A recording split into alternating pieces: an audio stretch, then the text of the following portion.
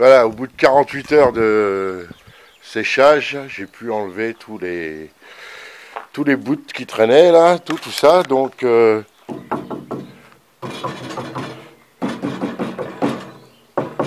ça résonne costaud.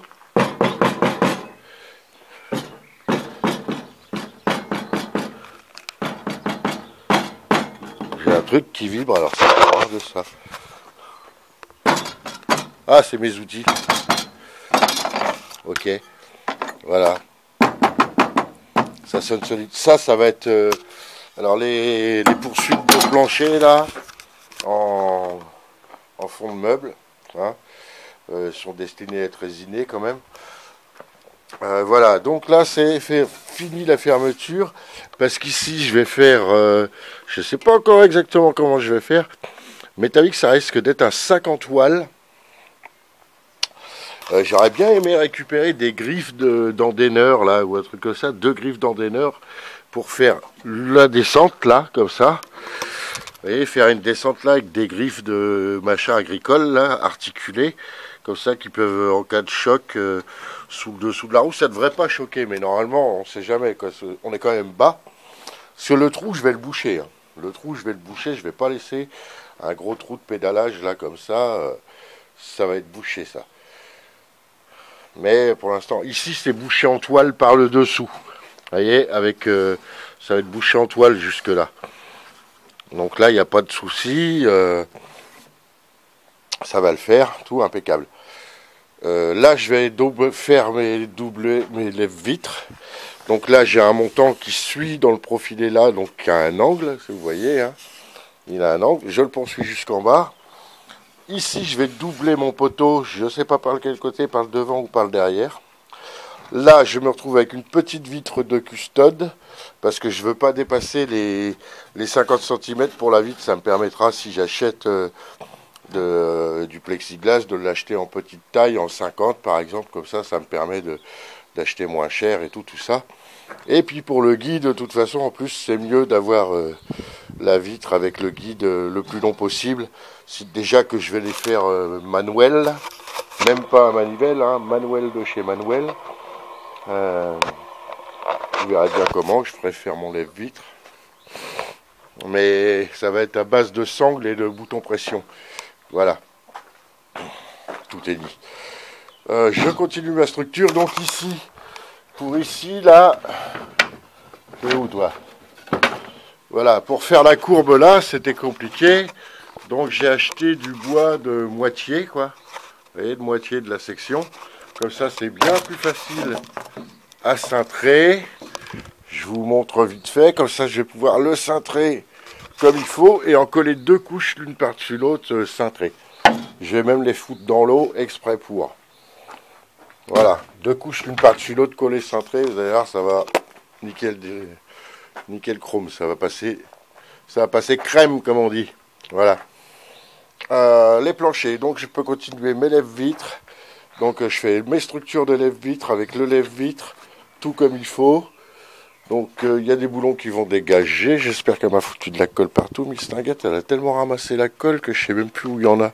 Ah non, là c'est juste collé au poteau. Donc je vais m'arranger pour laisser cette vis là. C'est-à-dire oui, cette vis là, je peux l'enlever et la mettre sur... L'enlever et la remettre. Idem pour celle-là. Idem pour celle-là, je vais l'enlever et la remettre. Celle-là, elle est obligée de dégager. Mais là, je sais que c'est bien collé entre les deux, là.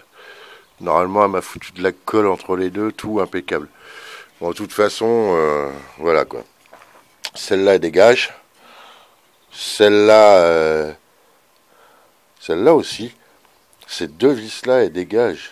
Ah ouais. Merde. Les 2 vis là, elles dégagent. Ah merde alors. Va falloir trouver une autofixation. Hein. Une fois collée, on mettra d'autres fixations autrement. Hein, parce que là, elle dégage. Je peux picoter là. Ouais, je vais la picoter ici, là.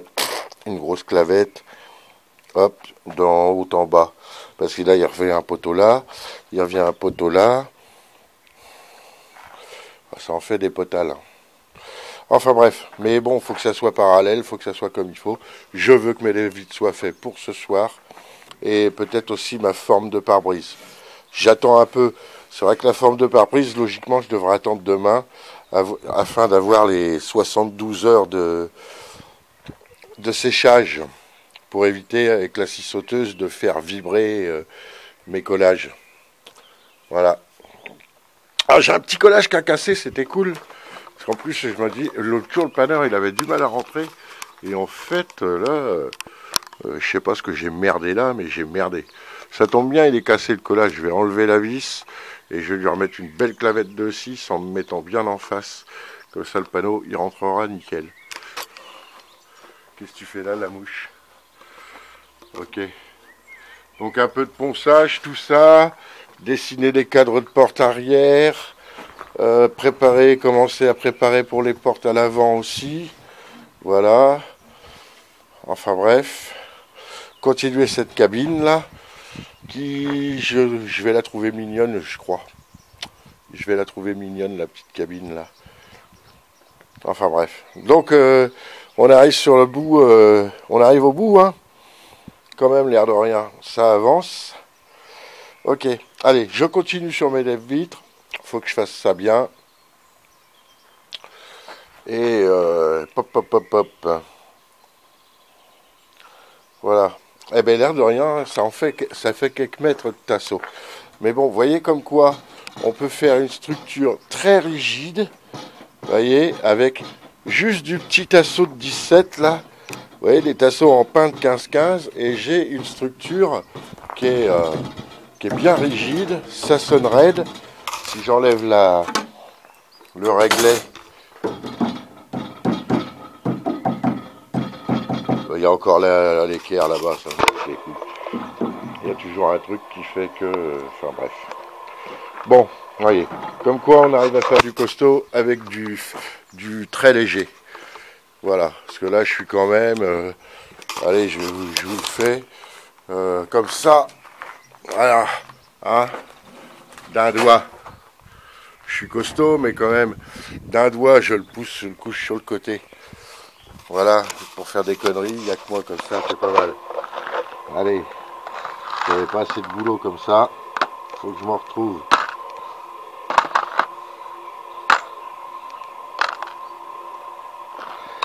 Ah là là, quelle misère.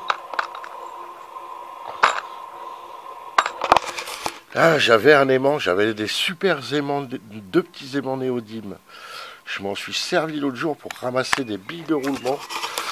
Donc j'étais pressé, tout, j'étais en train de dans ma tête, dans mon truc.